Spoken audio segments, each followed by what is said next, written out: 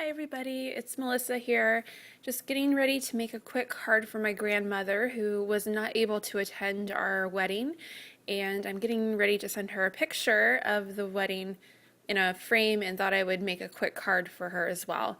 Wanting to try this triple stamp technique for a while, thought this would be perfect to do this.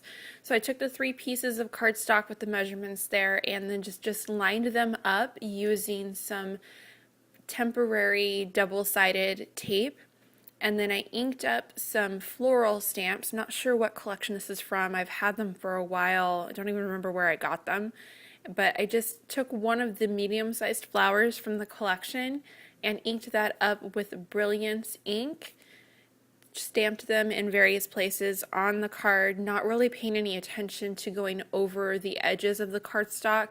In fact, I want to do that in order to create this effect that we're going for.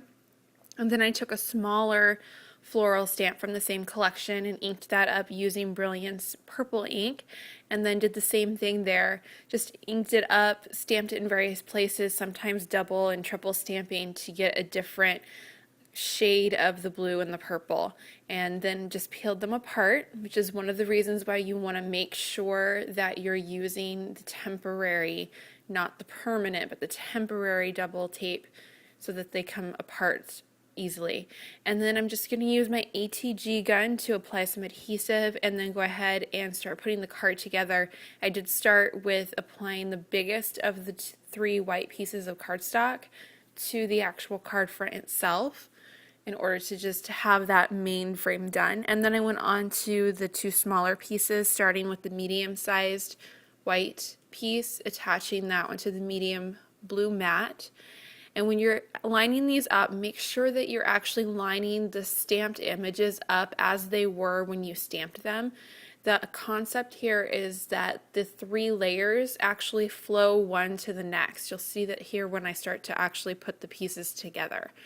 And then here I'm just wanting to make sure that I have them directionally the right way. Notice it took me a little bit of time there. But you do want to just line them up exactly how they were. You'll see there it actually flows from the floral stamp onto the next image.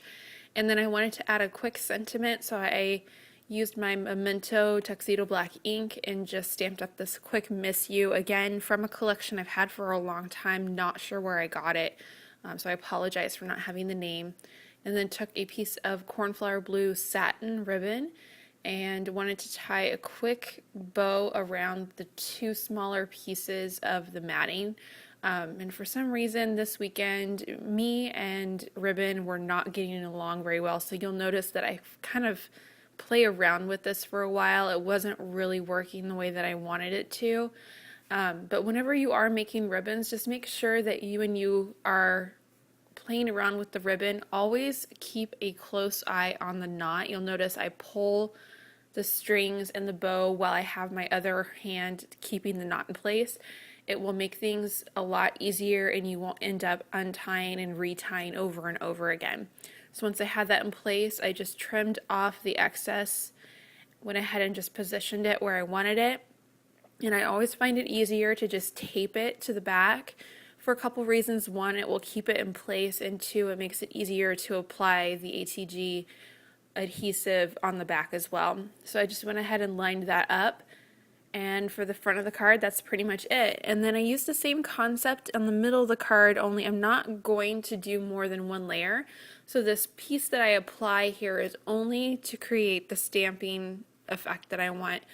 And so it's just a template piece of paper that's going to end up going in the trash. But same thing, I inked up the same floral stamps with the same blue and purple ink and then just placed it in sporadic places around the edge. I'm not paying too much attention to the center this time because, like I said, I'm going to take that top piece off and just discard it. But once I have that all set, I went ahead and removed the top layer, scrubbed everything down so I wouldn't get ink all over the place. I tied some ATG again to the back side of this piece and then applied that to the inside of the card. And we'll see you next time.